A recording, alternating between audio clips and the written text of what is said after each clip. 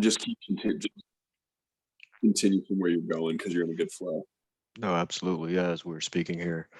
Um, meditation is really a form of reflection, of self-reflection. And Completely. and one thing, and I say this to say this, is it's no secret, even at my age, I'm 43, people who are in my demographic of age, there's layers that we put on top of ourselves, which is unnecessary. And I think of it as Adobe Photoshop. If people aren't aware of that program or that system, to bring out a creation in its final form, you have to do layers, right? You start at the foundation, and you add another layer, another projection, something else arise until you get to your final masterpiece, a reflection of what you're trying to reflect internally into the physical. And that's one of the layers that I see is at this age, people really take time and age as a vice. And they're like that old Mhm. saying, you can't teach dogs new tricks. And people Or really you get old as you age. Stuff that's breaks down as you age. so what's the point, right? You see how that layer is added. And I think that's something that needs to be diminished and recognized. And I think that's one of the heavy layers on top, because it doesn't matter what age you are. If you're seeking truth and you're seeking health, because to me, health is your greatest wealth. You're not doing anybody any good or yourself if you're not healthy. It really comes Exactly. back. It really comes back down to health. That's something that we have to start recognizing, as you were saying previously, is getting into a state of seeing these symptoms, recognizing them for what they are, reflecting on it, and then making a decision to go in either this direction or that direction. You see what I mean? So for people out there who are watching, brothers and sisters, like time doesn't exist. We know that it's infinite, and it's in the choice, and it's in the intention. It's in the meditation. And when you're talking about eating, I'm reflecting about how I eat. It's anything that we do, we can make it into a form of meditation, you know? And not to kind of go into a different direction, but there were so many things, you guys, that being in the presence of this individual, he made me think. And everybody knows that's what I'm about, to get you to start thinking, right? For you to start discovering your own truth and who you are, and then expressing it, and being able to walk the path that you've been given here as a gift from up high, to be an expression of divine wisdom, knowledge, health, happiness, joy, love, all that good stuff. So sometimes you come across a piece of information and it doesn't really have an impact. But when we're talking and you're explaining, re-explaining again to me about the nine-centered being, that got me to think, Alex. I've been on this research here lately about the nine-centered being and the difference of the seven-centered being, how we had a shift. And if you could kind of go into that and explain to the people, the audience, what that is, what occurred, where we're going, and basically the frequency. What I'm coming to understand, Alex, is that the frequency that we're in, if we're truly in a nine-centered being, that we're doing practices off an old energy frequency. That's why we're still at a level playing. We're not able to optimize because we're not understanding that we have mentally, spiritually, and physically shifted. So if you can kind of go into explaining what the nine centered and the transition going into that in real time, and so people can understand the frequencies and the waves that we're in and how we can flow if we do understand the frequency that we're in.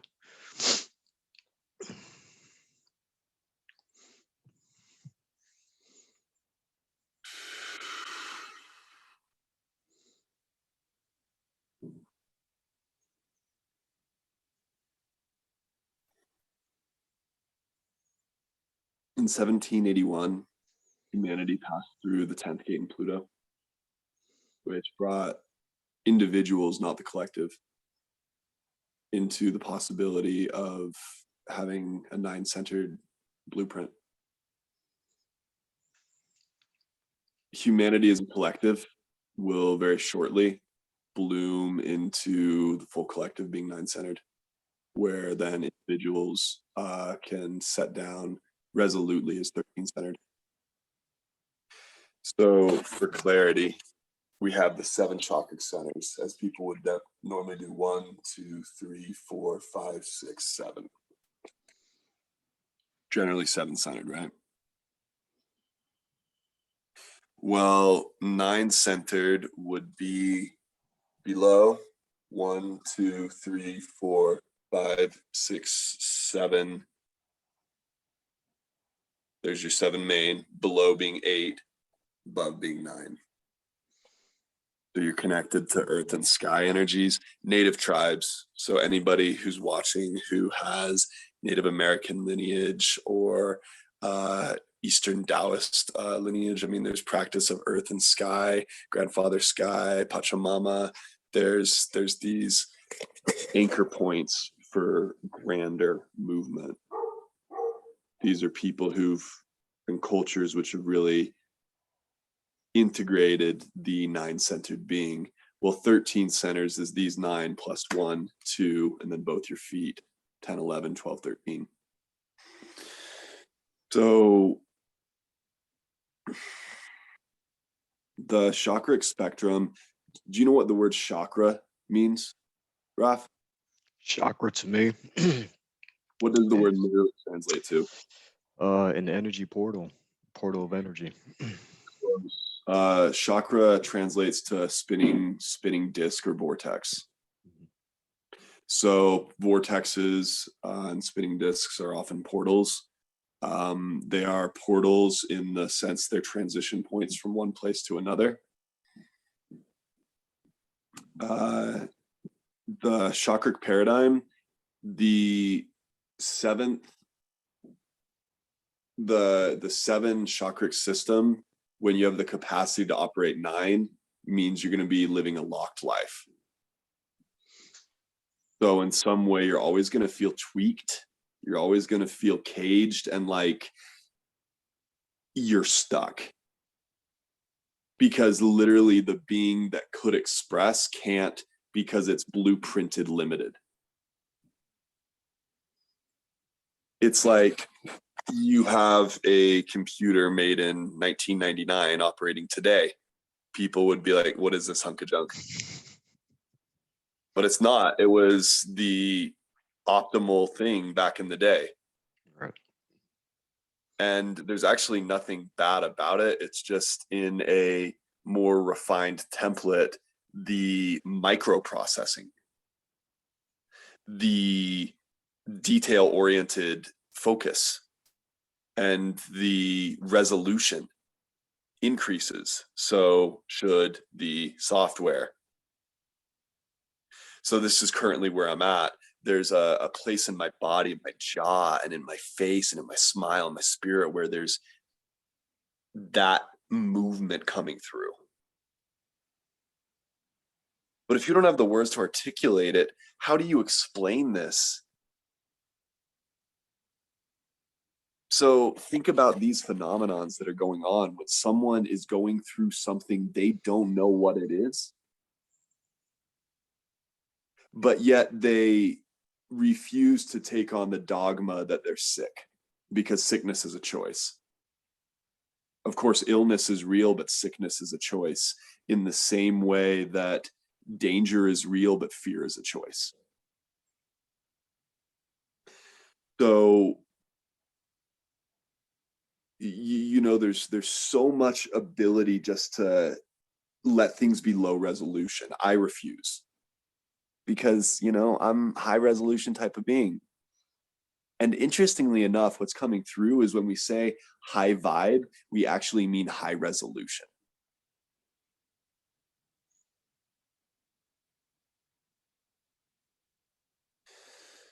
So, 9-centered being, chakric system, it's a way to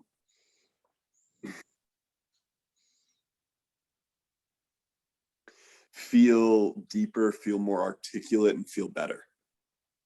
One of my sayings is, it's not about feeling good all the time.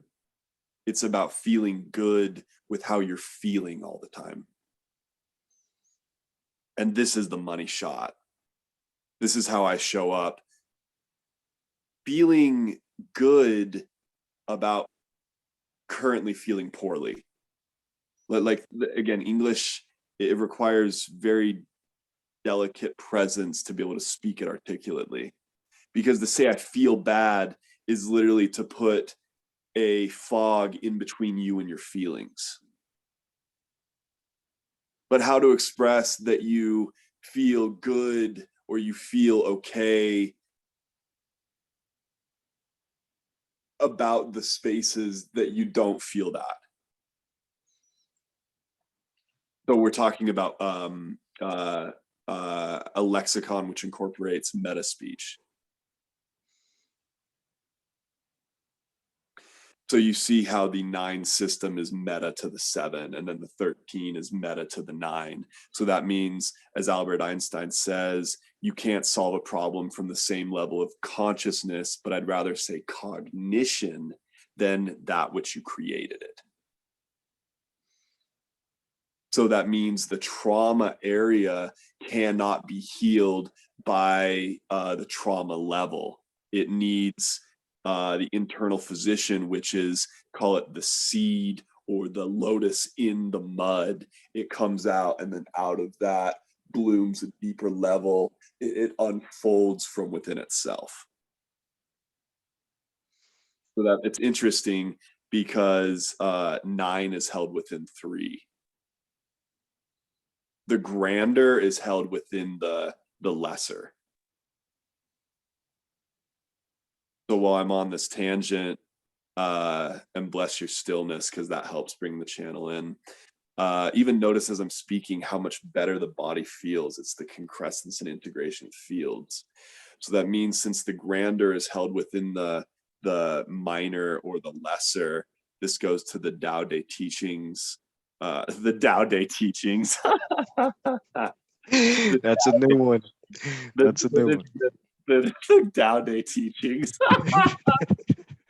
So the Tao Te Ching, that's your presence right there. The Tao Te Ching teaches that it is the wise ruler who not only rules from below, but who finds the health and wealth from within the lowly. It is the emperor, the really good emperor, who is able to walk the streets like a commoner, because he knows that the lofty is found within the lowly. So for me to show up in a state where it is all I want to do is hide underneath the covers or go do my own thing and never come out until I'm better, that's the genius that arcs hermitly through me. For me to show up is to show you the courage of how to show you the courage of my process, rather than use my process as an excuse or as a template for further reasons why now's not the time or why I'm not it. So pick up your cross, Alex. Pick up your burden and bear it. Just like you said, the meek shall inherit the earth. And what does meek mean?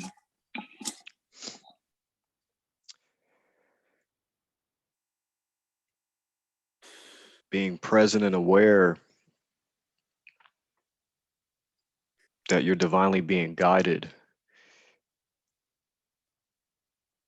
from truly a place of love, and embracing and accepting, because that's what love equates to me, letting others voluntarily evolve.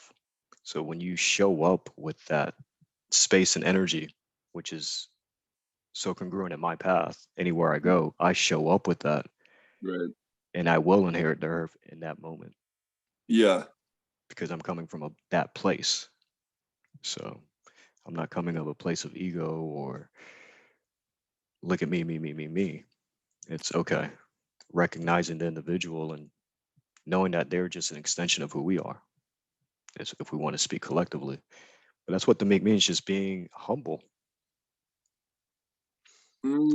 being sincere and being openly genuine to any situation, circumstance, or that you come across. So I know meek as those who have swords and know how to use them, but choose not to. It's again the process of individuation, the process of wholeness, which you described these pieces. It's like the more I know myself as a monster, the more I've sharpened my claws, the more I've fanged, the more I have, the worst aspects of me alive. Let's decline that call. The more I know I'm an interrupter, I'm rude, the less I'm likely to do it.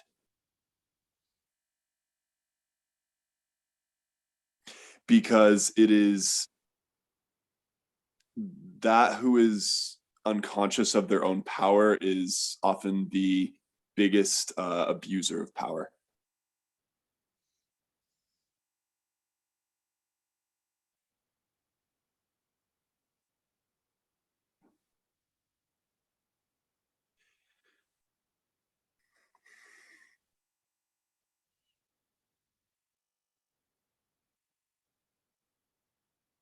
and power.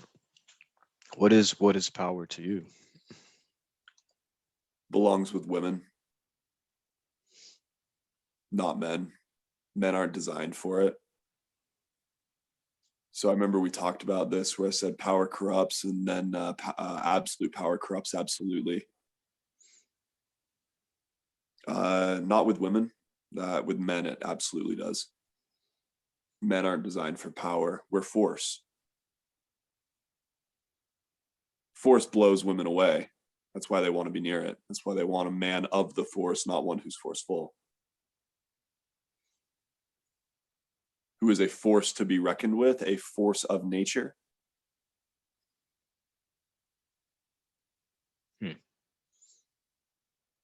So men are the force, women are power.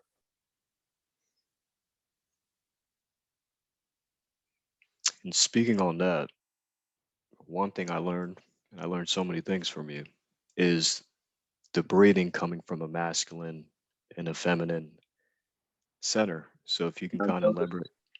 You said masculine and feminine, who are what? Force. Is that what you're speaking of? No, you said masculine and feminine because they're not the same as male and female. So this immense program, which is being deconstructed for humanity right now, and if I may continue. Absolutely. People say divine masculine, divine feminine. Well, what is divine?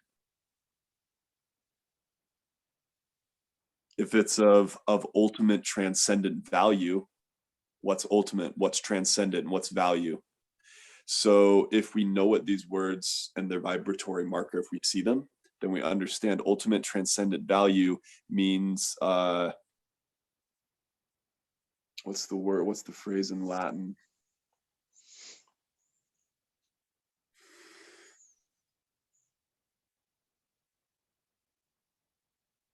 I don't remember the phrase in Latin right now. This is the space I'm in, but basically it means conversion into the opposite. So the divine masculine, by inherent virtue of that phrase, literally means female. Divine feminine, inherent virtually of that phrase, is the opposite. So you have male, female. Mm-hmm. Feminine is man, masculine is woman. You say, Alex, I've heard the opposite all my life, and I know it to be true. Women are feminine, men are masculine. No. Women have femininity, men have masculinity, but masculinity is not the same as masculine. Masculinity is the build of the male, where femininity is the voluptuousness. It is the form of the female. So we can see when we speak with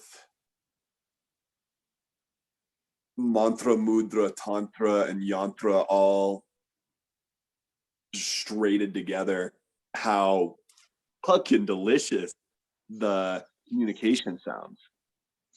And you can literally feel the truth without needing to dissect and prove it.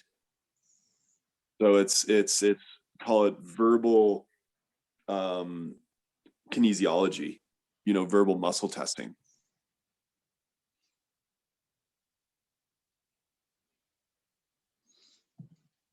And to go ahead and just educate individuals who are watching, what is the correct way for a female or a male to breathe, contrary to what we've been taught? Mm-hmm. Now, I'm always open to being incorrect. Everybody throw their hands up like Nixon. Because I surrender what I know to what I don't know. Mm-hmm. So know thyself. True knowledge comes from the field of unknowing, agnosia. Gnosis is knowledge, agnosia is unlearning. So you can learn about who you are by discarding concepts of who you are not. So new age people that are said new cage feel deeply but do not think critically. And this is where old timers who are much older than Raphael, because he's still super cool, they're annoyed because they have lost the ability to think deeply, but they think critically. So again, everything's in divine timing, divine orchestration. So this is where it's not too late for anybody. If you really choose yourself, it ain't too late. The earlier you get started, the less rockier it's going to be. That's why they say get up before the sun. But the appropriate way for men to breathe, and again, it gets very advanced. So let's see how simply I can do this. Starting the expansion of the belly, and then the compression of the belly. Dropping your diaphragm down, expanding the belly. Exhaling all the air, expanding the belly. Inhaling, pulling the belly in. Now that's advanced. It's very advanced because you're pushing out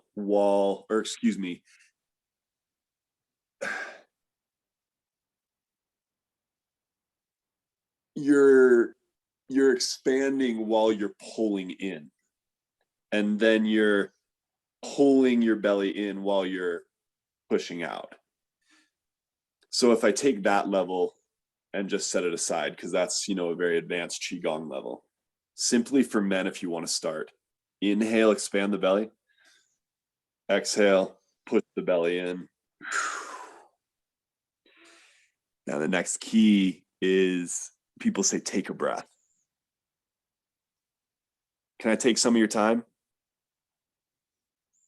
Oh. Why take? Why not give? So do people eat time? Do they take it or do they give it? Again, fundamental wellspring insights. So if you're giving yourself the inhale and then giving yourself the exhale, you give both directions. It means you receive in both ways. So the more advanced is just something my body really taught me. But for men, in, expanding, out, compressing. It's the Qigong breath. And it's how women have been taught to breathe too. Women have been taught to breathe like men. For women, the key is to suck everything in. Inhale, pull the belly to spine. Suck, funnel, lift, lift, lift. And then exhale, have the belly be as big as you can be, as big, as bright. You want everything. Exhaling. Pulling in, and then expanding out.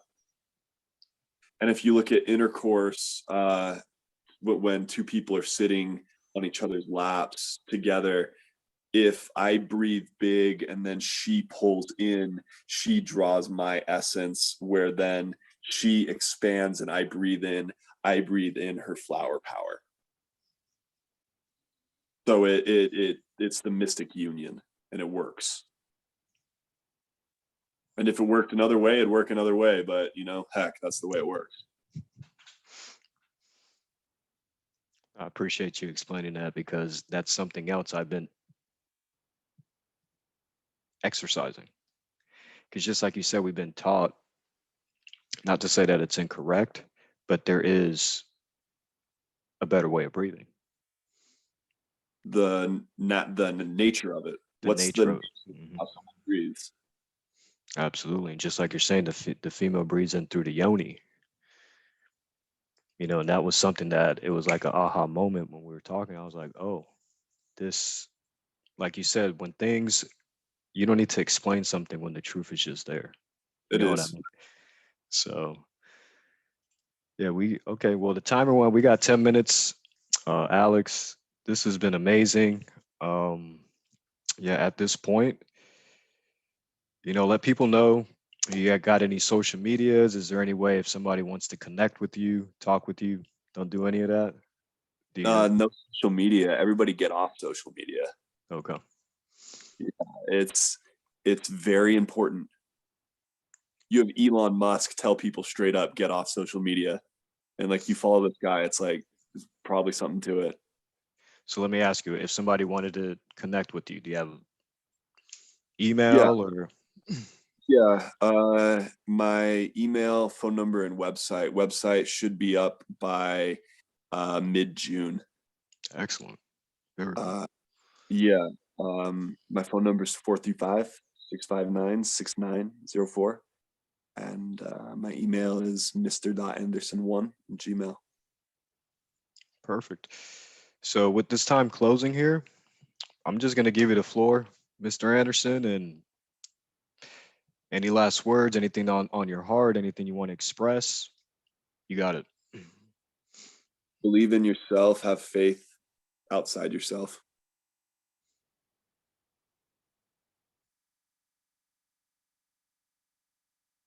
Believe in other people, have faith in what's around other people.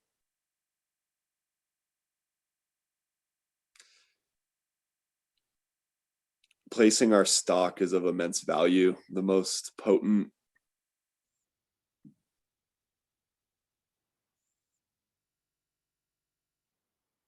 force we have is our attention, and the most potent power we have is our impact.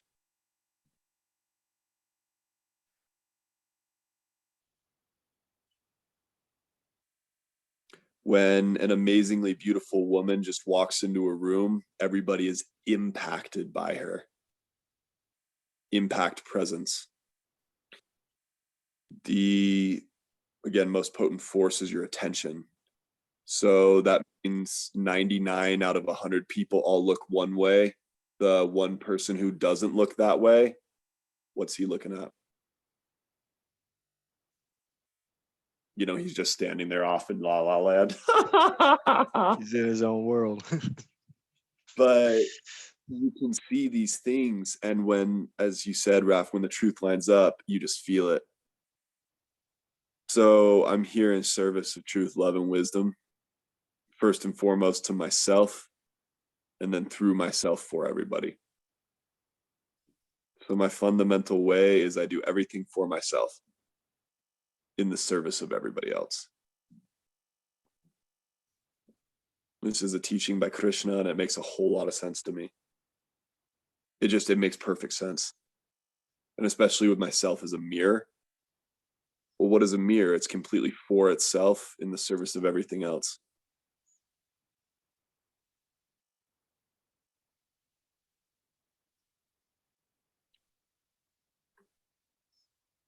And so to recap, we talked about how I'm feeling, showing up in transparency, showing up in the beauty of genuinity, and how one of the healthiest things you can do is by not lying to yourself. We talked about the armor in the body and what happens when you get to the deeper substrates and help the chemical connection meet, so then you can have a neural eruption and a recapitulation of feelings that you thought you'd never feel again because they were cemented in your pond stream. The streams would be the places between the chakras, and the ponds would be the chakras themselves. I've spoken a lot, which I wasn't even planning to do, just because when I get in these spaces, I don't even like to speak. Because Right. you can hear my voice. It's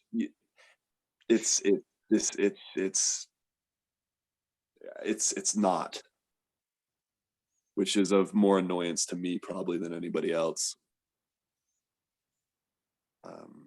It's been my pleasure and honor to be here. I love you so dear, Raf, and I'm looking forward to next time. And I want to hear some good stuff from you No, before. absolutely. No, Oh, yeah. absolutely. I just had to bring you on because this is my intention with this platform, Alex, is to bring souls that I come across in my journey that have such an impact and have such an original truth. I just give you this time just to expand on it. I'm not here to really talk. Now I can talk about a lot of things. You know that. I'm Puerto Rican. But it's just beautiful to have individuals like yourself who are living a truth that you have found in a place of service, Mhm, and you can see the fruition of that, mhm, and that's beautiful. And like mhm. I told you, I appreciate how all this is intertwined and how we came together and how we met, and with Angela as well, and how you allowed me, yeah, absolutely, throw it up for Angela. um it just gave me another piece to my puzzle and another way to think on certain things, and that's what I Mhm. appreciate. So yeah, if you come on this show, you're going to talk. So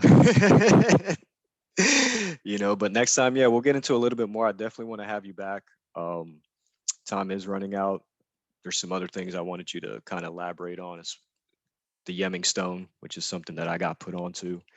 And maybe next time when we do have time and time permits, we can talk about that and what's going on. And yeah, we can get it further a little bit deeper. So Yeah, I look forward to it. And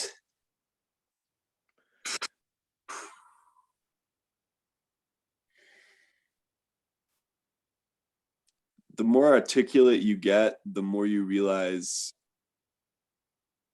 there's only one thing ever limiting what's going down, what's going up, where things are at. And it's our thinking. The thinking is a fog around a feeling for whatever level of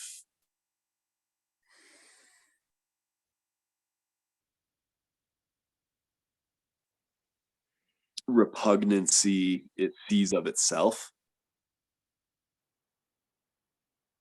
But the dissolution of the thinking eases the oncoming of the solution.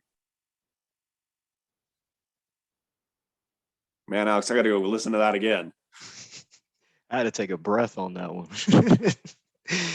I had to take But a breath on that one. but if you listen to it again, it's interesting to note that the literal transposition of feeling bad to feeling good is it's only there's only one thing ever in the way, and that's you. And that's the beautiful thing, like you said, in articulation, when you're able to explain or express something in its state and clarity with no fluff, nothing going on, it is what it is. It resonates and people get it, even Mhm, though they may not understand at that mhm, time. So mhm. Yeah, absolutely. thank you for that. Yeah. uh you don't need to understand a message to have its meaning be comprehended. Hmm.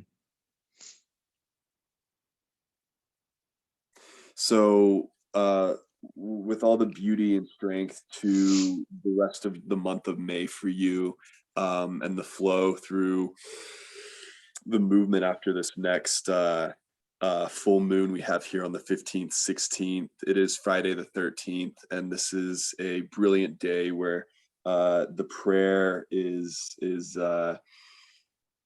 on high, and the opportunity to have fates dissolve and a deeper movement to your destiny may they occur today. Thank you, brother. Appreciate it truly. Once again, thank you for everybody watching. Thank Um, you. we're gonna have this brother back on when it is divine, perfect timing. And Alex, love you, brother. I know you're going on your journey now. Mm. Blessings, be safe, and we'll definitely stay connected. Thank you. Ciao.